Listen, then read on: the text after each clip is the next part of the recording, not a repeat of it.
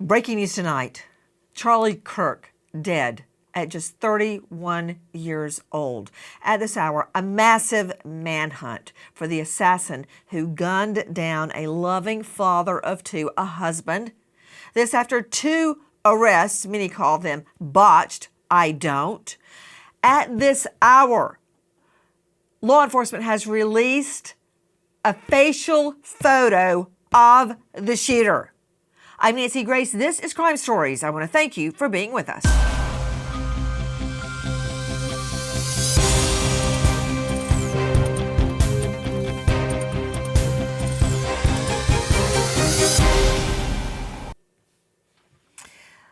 In the last hours, law enforcement has released a facial shot of the perp.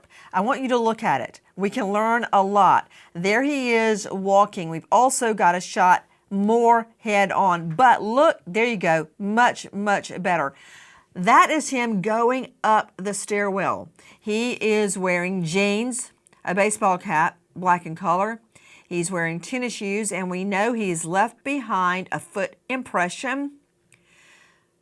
By the time we see him, he looks as if he is clad all in black, but this is him making his way up the steps. What can we learn? We already knew that it was released. He was college age. Here he is, clean shaven, college age. Man, do you really think your sunglasses are going to trick LE, the feds, the locals, the works? Good luck. In a couple of days, they're going to know where you bought those sunglasses and what you signed on the credit card slip. What can we learn about this guy? White male, college age, slight in build. Joining me right now, forensics expert and professor of forensics, Jacksonville State University. Okay, Joe Scott, it looks like he drove away from mommy and daddy's house in the suburbs and he decided to shoot somebody dead. Does he actually have his wallet in his front right pocket? I see a mark on his jeans that tells me that's how he usually carries it. In a moment, I'm going to figure out what kind of tennis shoes he's wearing. But you see the American flag with a gun on it? I'm learning so much right now. Okay, what do you see, Joe Scott? Well, I see that he has ungloved hands, Nancy. And it looks like in the other shot, it looks like he may be making an effort to grab hold of that rail. Guess what? If you do that, with his forearm, though, look. Well, He's yeah, using but his how arm, do not we his hand. know? How do we know that he didn't touch any of those surfaces along the way? Locard's principle: every contact leaves a trace. You cannot be this perfect. All right. So up there's going to be information that will tie him back. I think biological information. We already have evidence that there may, in fact, have been a palm print left behind. You had mentioned a footprint, and also, if the reports are true and we're hearing about this weapon that may have been recovered, this is going to be a specific tie back to him, Nancy, just based upon the process of purchasing one, serial number that's on here, any kind of add-ons that may be found on this weapon. I'm thinking like scopes, and oh boy, the ammunition. We've got, from what they are saying, we have a spent round that's still chambered, because this weapon is a bolt action. That means you have to actuate the bolt itself, lift it up, pull it back. That ejects it. This is not a semi-automatic weapon. And then you force another round in. Nancy, he never ejected the round, according to what FBI sources are saying. And there are still 3 other live rounds in the internal magazine of this weapon. And all of them are going to have little bits that are going to be offered up relative to connectivity back to this person potentially. I got to circle back to you on all the ballistics, because I've got a lot to ask you specifically about serial numbers on guns, unless they've been scratched off like we saw in Sean Combs' case. A scope is an add-on that you have to buy. You can buy it online. You can buy it at a gun shop. Somebody like this guy, I bet he bought it at a gun shop. I bet he went into a gun store and browsed and browsed and browsed. I can't wait to see his smiling face on the surveillance video at a gun shop, because you know it's just like a Vegas casino and a gun shop. It is saturated with surveillance. But I want to go back to this picture. What can I learn.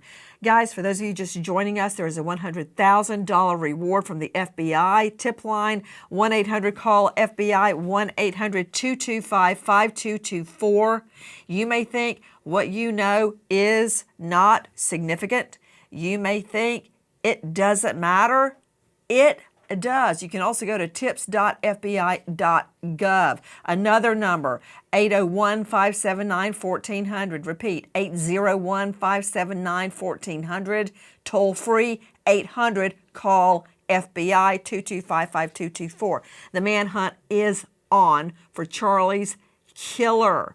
Now, before I get into ballistics, back to the photo. Read the photo. These photos just released this afternoon. What does that tell me? They couldn't get a facial recognition ID. What is facial recognition, Joe Scott Morgan? How is it used? Well, it's part of biometrics. So let's just say, for instance, you look into the lens of a camera, a CCTV camera. It can actually capture your image.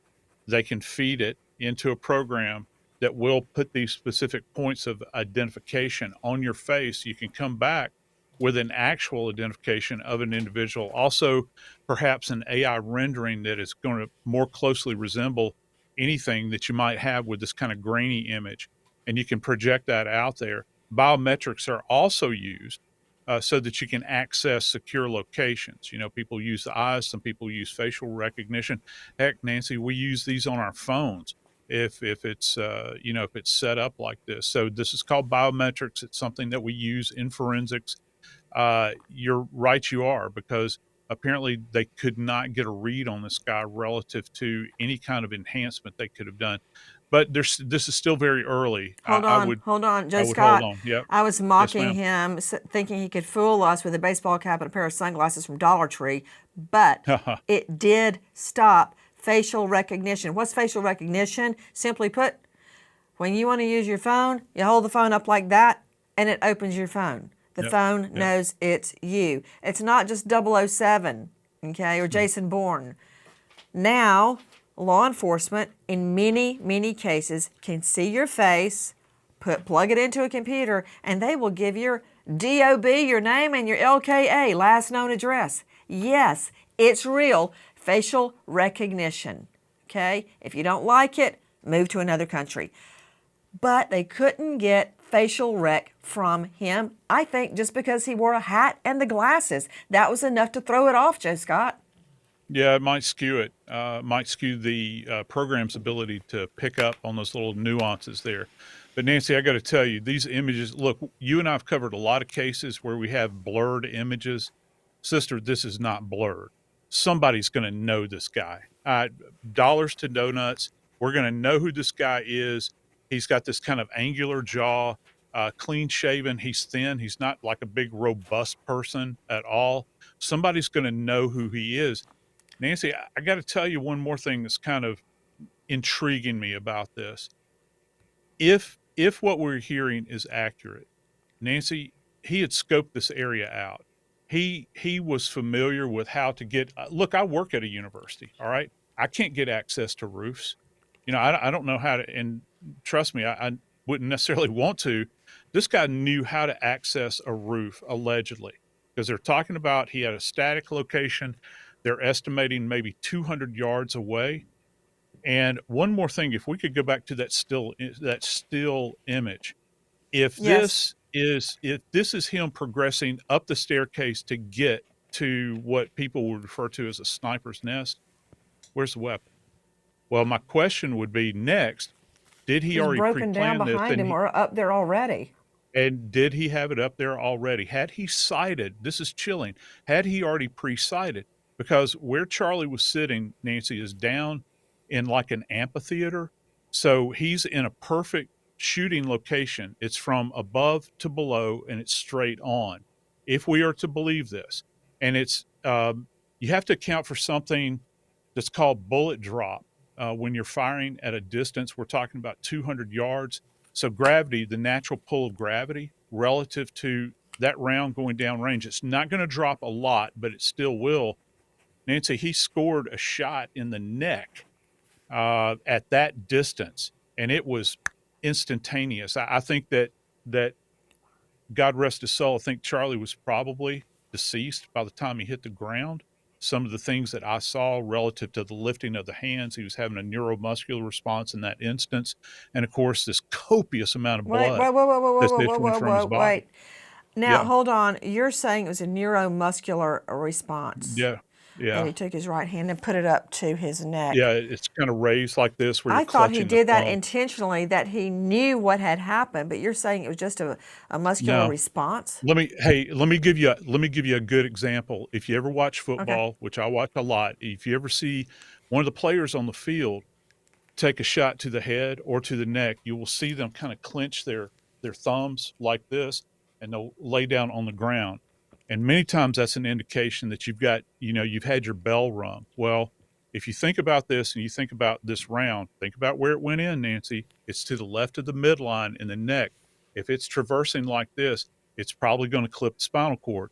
And in that region, this is merely speculative on my part, but merely in that region, C4 and above, C4, C3, C2, C1, Nancy, those are unsurvivable injuries if that cord is damaged right there. So you're fighting two things. You're fighting blood loss, and you're fighting clipping of probably the spinal cord itself. That level controls whether or not your diaphragm is going to operate. C5, I think Kendall Crowns made this point. C5 below, you're talking about maybe being a paraplegic. But at that height where this round entered, I think that this was an unsurvivable wound.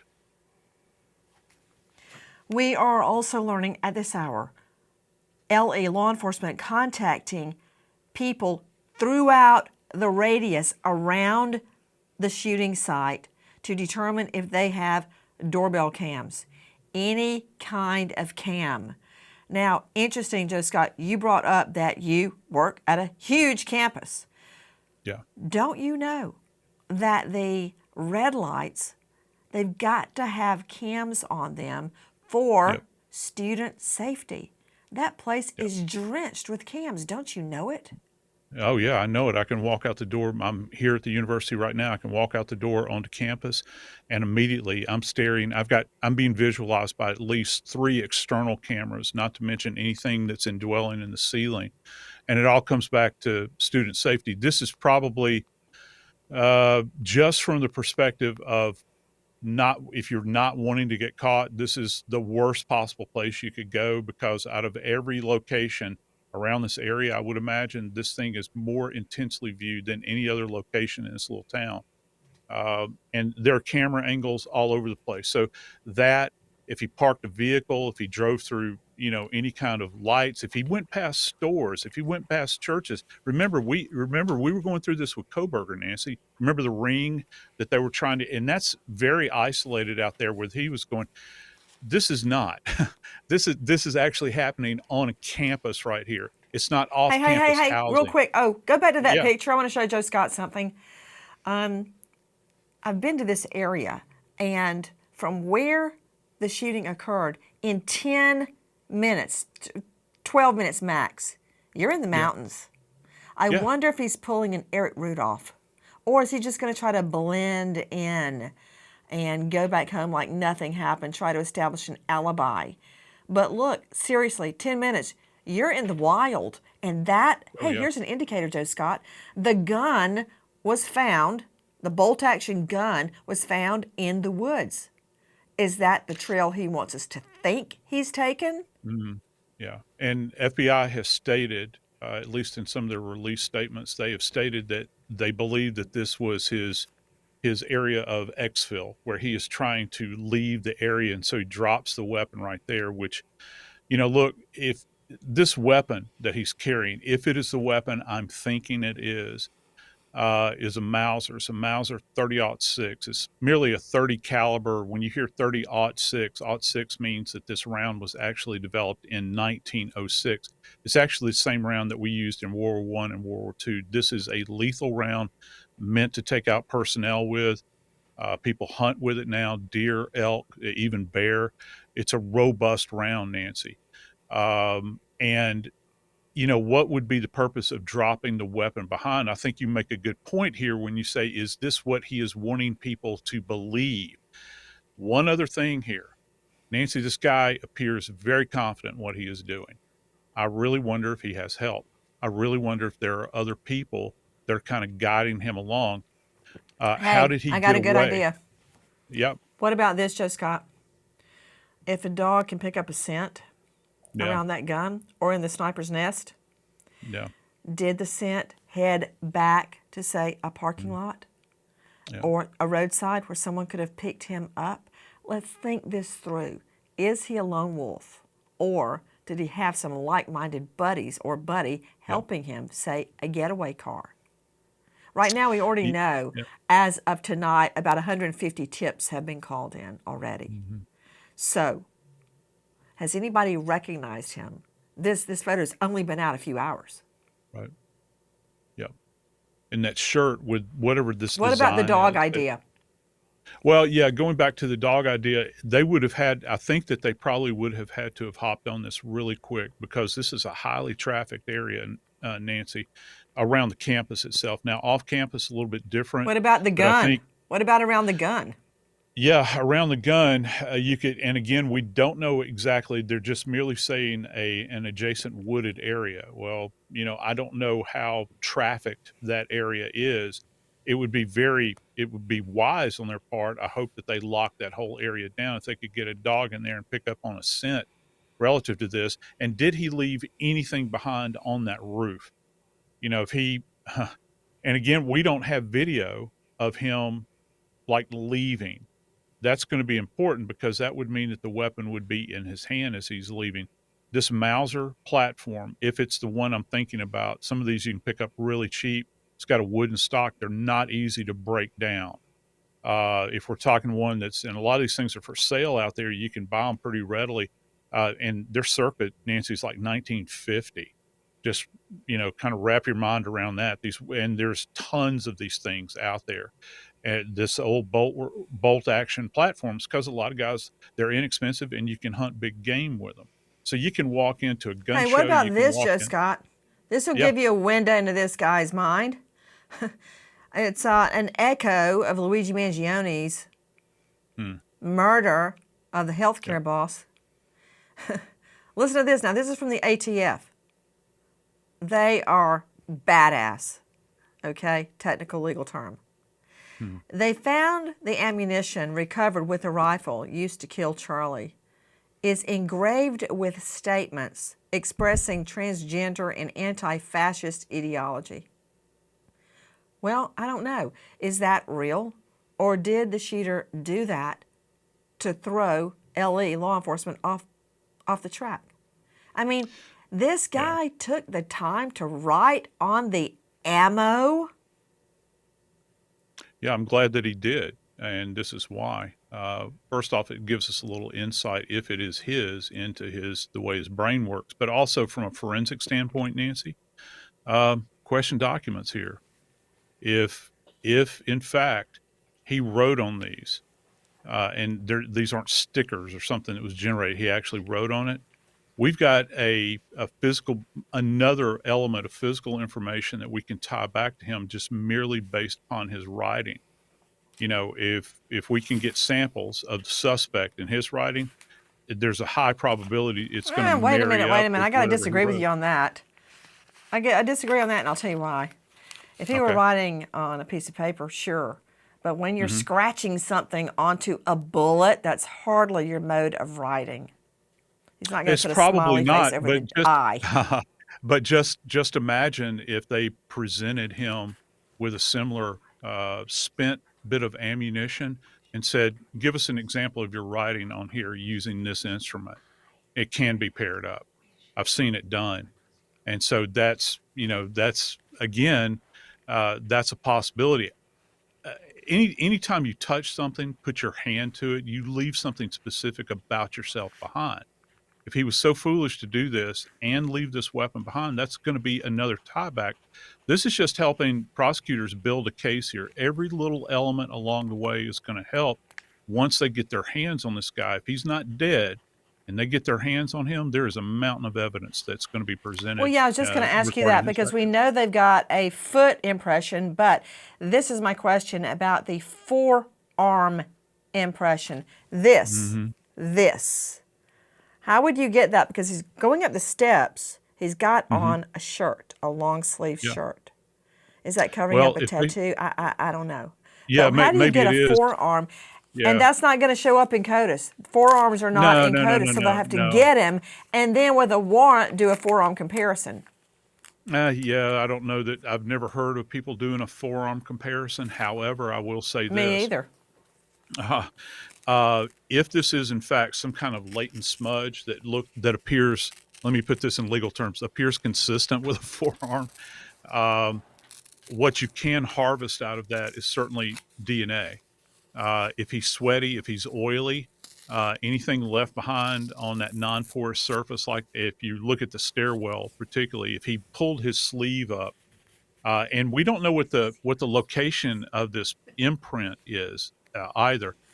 Nancy, if he was laying up on that roof and he had his sleeves up, remember, if he gets uncomfortable, he's in direct sunlight up there. He's trying to make himself as comfortable as he possibly can be as he's sighting in the target, who is Charlie Kirk, by the way. Is he readjusting his arms? Did he leave something on a surface up there where they were able to recover this, where they would go up in dust? Or maybe they just obliquely lighted this and they saw this kind of oily area where he had, kind of touched that surface. I don't know. From a forensic standpoint, there's a lot of data here. I'm going to be fascinated to hear how this kind of all broke out for the team that went out there to recover all of this. I have one answer for you, and it's significant. We're Yep. talking about the wooded area.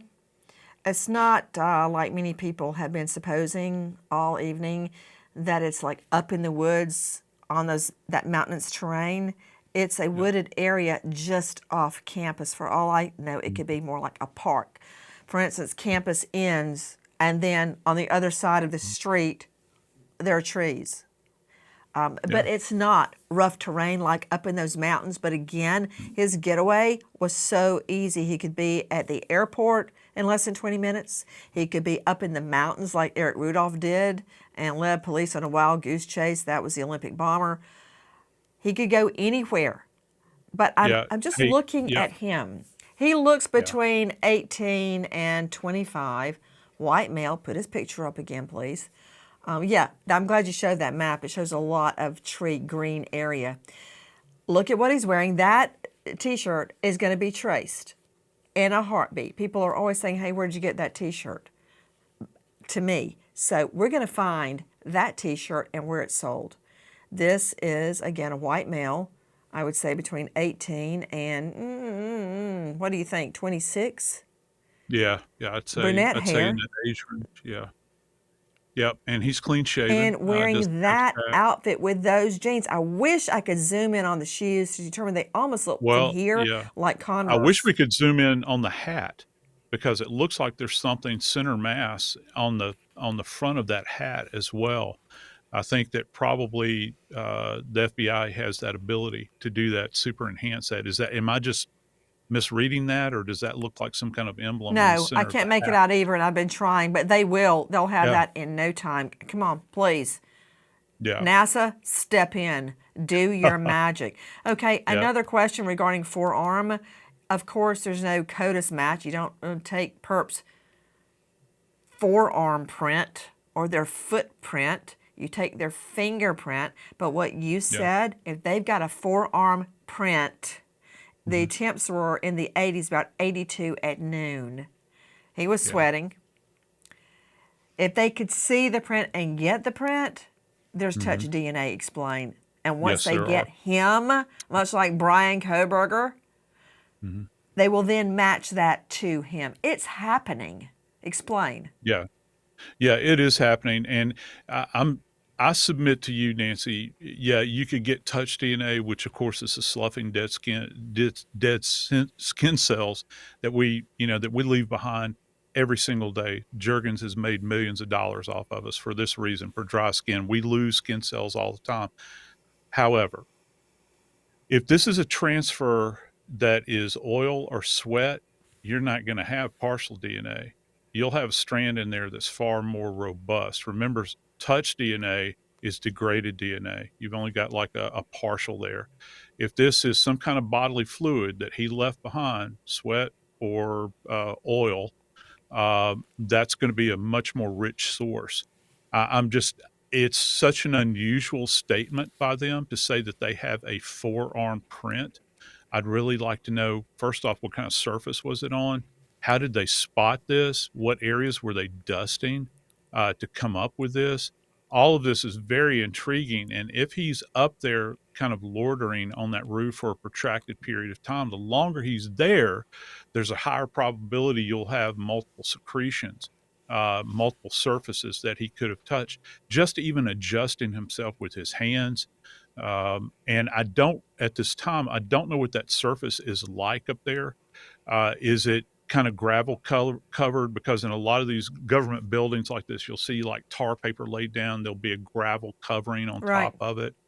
Did he have a shooter's Yeah, I've been pad wondering where they where you got could, the foot imprint. Hey, I've got something else yeah, for you. We yes, ma'am. know that LE contacting people with door cams, but we've also learned in the last hours that law enforcement believes that they can trace him fleeing into a neighborhood, not up into the woods, not up into the mountains, not toward the airport that we know of yet, but into a neighborhood. And they say fleeing into a neighborhood. And many people have interpreted that to mean on foot. And they are asking for all the door cams from that neighborhood and adjoining neighborhoods. Look, this is what I always say when somebody skips bond. Go to mommy's house. Look under the bed. People go where they're familiar, okay? Yeah. Easy example, Scott Peterson. He's a fisherman. He had fished San Francisco Bay a million times, knew how to get into the marina. So where does he go? Not a leap of logic, straight back to where he's fished before. This guy went into a neighborhood that he knew, at the very least had cased as a getaway route. That tells me a lot. College age, white male, here he is. What do you think about the doorbell cams? Did he change clothes as he was running? Is there any time he took off that hat and those sunglasses? Because if so, it's over, Joe Scott. Yeah. What if he, along the way, he's peeling clothes off and he's dumping them in the sewer drains? That's certainly a possibility. I've worked cases, Nancy, I know you've seen these come across your desk over the years, where you've got people that layer their clothing. We used to have this a lot in drug culture, where we would have a shooting, almost an assassination, and the person would walk up, shoot somebody, and they'd have like 3 layers of clothing on, and they just start peeling t-shirts off, pants off. They've got and so when you put out a script for them and you're looking for them with a bolo, they're not going to appear to be in the same. They're not going to have the same clothing on as when the crime was perpetrated. Did he think that far ahead? Also, this goes back to my earlier supposition that the person that pulled this off knew this area like the back of their hand. They were familiar with that rooftop. They were familiar with, and mark this term down, line of sight as it applies to this assassination. You would have to know you have a clear firing lane through that. And Nancy, if you that shot right there, if you could just take a look at that, I don't know if y'all can freeze that or not, but when you look from the position of firing, Nancy, he fires. Just look at that window right there. See the people in the front forward of where Charlie's sitting? He has to put Yes. that round between the tops of their heads and that border of where it says prove me wrong on that tent. He's got a very small window at a 200-yard range, and Charlie is seen being shot in the neck from that distance. That's full on accuracy. That gives you an indication that he's very comfortable with this area, because and he didn't practice shoot. Okay. This is not like he fired one shot and then, he fired another shot. No, this is a single round being popped off at that moment in time. In my opinion, this guy's probably practiced at what he's doing. I'm not saying he's a pro. He's familiar with this weapon system that he's using, which is Oh, kind yeah. of clunky. Yeah. Question. Yes, With a ma'am. bolt action, can you break it down? Can you? Okay, here's a point of Y- reference. For Yeah. those of you that haven't had to deal with firearms, guns can be broken down into, say, 2 or 3 pieces. So if you know how to do it, you can break the gun down and put it back together again. You've seen it on Jason Bourne. You've seen it on 007. Can you break down a Mauser Alt 6? Uh, I yeah, it all don't depends on think you what can. generation. Yeah, it all depends on what the generation is. Most of the Mausers that you see floating around out there, I see them, are have a wooden stock. It requires a specific set of tools, primarily a flathead screwdriver if you're looking at the older models. And it takes time to kind of break these things down. We haven't heard the full statement from LEO at this point in time as to the status of the weapon. We just know that they're saying we recovered a weapon. We don't know what the status of the weapon was. Was it broken down? The question is, was it broken down in order to get it to the roof and then reassembled on the roof, and then he's ready to go to work at that point in time? Takes the thing away intact, not broken down. Is it wrapped in something? Did he in fact? Those are easier broken down depending upon the platform. This thing, a Mauser, is not easy to break down. So how did he get up there without being seen? How did he get off of there without being seen? He's got to take the weapon away and deposit it somewhere in this park-like wooded area adjacent to camp. Okay, you can break down a Mauser, but the pieces are still really big. What I'm getting at is, Yeah. could he have had the gun broken down in the backpack? Could he have had it broken down in the backpack? I suppose he would. He could have. I'd have to know the size of the backpack relative to accommodating both the barrel itself, which would have been semi-detached, and probably the stock. It's generally the way it breaks down is you can drop the barrel off and you drop what's referred to as the lower receiver off, which is like the wooden stock. Those two things in two elements like that.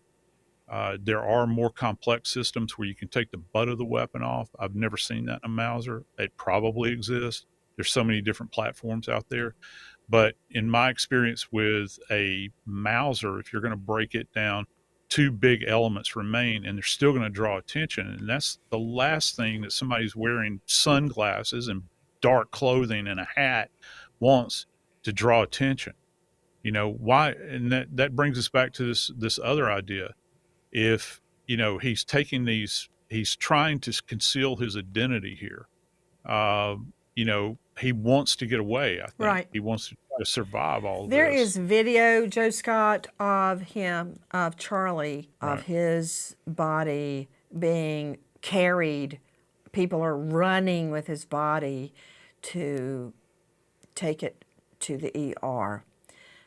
I think death would likely have been instantaneous, but that said, he is being autopsied. What will that entail? Well, geez, I'll go ahead and say it. It will be a full autopsy. This is not going to be some kind of partial autopsy, which some agencies actually do. I never can figure that out. This will be a full autopsy. There will be an extensive dissection of the neck, the organs of the neck, and as well as the cervical vertebra and any other affected locations. And if I'm to believe my eyes and what I'm seeing from the videography from the event, and I've had to watch it more times than I would have preferred, um, this is going to be a single injury. They're going to try to track this wound to see where it goes. I'm also interested forensically, Nancy. Did the round actually exit? Do we have an entrance, which I believe is on the anterior, the front of the neck, to the left of the midline? If you'll just find your trachea, move over to the left. That's where it looks like the round actually entered. Then, did it exit through the back of the neck, through one of the vertebral processes back there? I'm kind of inclined to think that it might have. And it I mean, probably certainly they've recovered the bullet, don't you think, Joe Scott? I mean, they had to recover the well, it bullet. all depends on how well they lock down that platform up there, Nancy. And this is always a problem, particularly when you have a big crowd. Things get kicked around in a panic. This happened in a twinkling of an eye. Did somebody step? If the round did exit and it wound up on the backside of this structure where he's sitting, could someone have stomped on it, ground it into the dirt? Now they're going to sweep this area with metal detectors. Metal They'll go over detectors. and yeah, And that from is stem. if there was an exit wound. There may not If have been an that, yeah, exit that's wound. a big qualifier. If there was, yeah, yeah. It may be lodged, may have been lodged in his neck. That It, said, it, the autopsy taking place right now, and we also know that it's hard to even say these words. yeah. That Charlie Kirk's body is being flown on Air Force Two from the medical examiner's office to Arizona, the state where he lived. How long typically would an autopsy take, Joe Scott? Uh, from beginning to end, they're going to start this examination with X-rays. You have to have them because if this round broke apart, there'll be little satellite fragments that you'll be able to pick up on X-ray. You want to gather all of those because every element of that projectile, Nancy, is essential to ballistic examination. All right, and you want to have something that's going to tie back to to the murder weapon itself. They're going to do extensive external examination. That's going to include gathering clothing for evidence, looking for anything on there. You might think, they don't need it. Yeah, you do. You have to do it completely. And then they'll get into the actual prosection, and it will be extensive. It will be time consuming. As a matter of fact, if I were a betting man, first off, Utah has got a state medical examiner's office. They're one of the original state medical examiner offices in the country. All we have to do is think back to the horrible case of Tammy Daybell. That's where she wound up, and they are very, very good. Trust me. They're going to do a very involved autopsy. I would imagine there'll probably be more than one forensic pathologist that's present to view this, not to mention there will be representatives from the local PD Right. as well as from the feds as well. There's going to be a lot of eyes on this case, Nancy. Right now, we know that these images have been released. It's going to be very difficult for me to believe that nobody has seen this T-shirt before, the American flag with a gun over it. Look at him. If you know or think you know anything about the man, the assassin that murdered Charlie Kirk, please dial 801-579-1400, tips.fbi.gov, 800 number, 800-CALL-FBI, 800-225-5224. We wait as justice unfolds, and to the killer, you're not that smart. You can run, man, but you can't hide. We're on to you. To those of you joining us tonight, good night and goodbye, friend.